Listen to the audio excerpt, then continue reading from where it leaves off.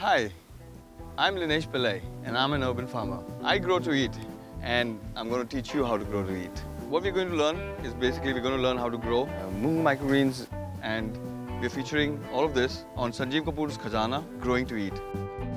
Hi, I'm Shalaka here, and today I'm going to show you a really very interesting recipe with green moong, which I have a few of them sprouted over here, and plus I'm going to use green moong greens. Yes, the moong greens, what Linesh has taught us how to grow about in our kitchen itself.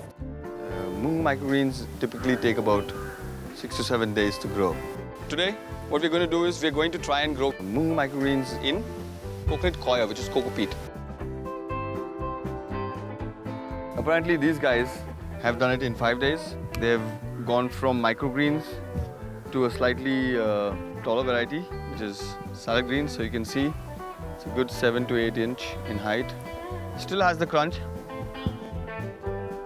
Still has the flavors of moong. You'll have purple, pink, lemon and green.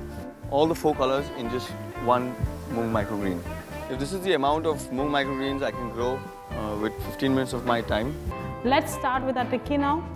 We'll require a large bowl in which I'll add beetroot, which is boiled and grated, a few of the sprouted green moongs, grated potato, chopped onion. We'll use salt, chaat masala, chilli powder and lemon juice and corn flour. Now let's mix this, and as you can see I've already done with my mixing. Let's start making the tikkis. I'm going to roll it like a lemon and then flatten it a bit. As you can see this. Let's keep this aside. So as you can see, I've already made this tikki. I'll just dust some corn flour on top. So as you can see, the tikkis are almost done. We need to still shallow fry them. I'll take a pan for it. So here is my pan. I'm switching off the flame. I'll be requiring a minimal amount of oil. As you can see, my oil is really heated up. I'll start shallow frying my tikkis. Now why I'm doing shallow frying is because it's going to give a bit golden color to my tikkis.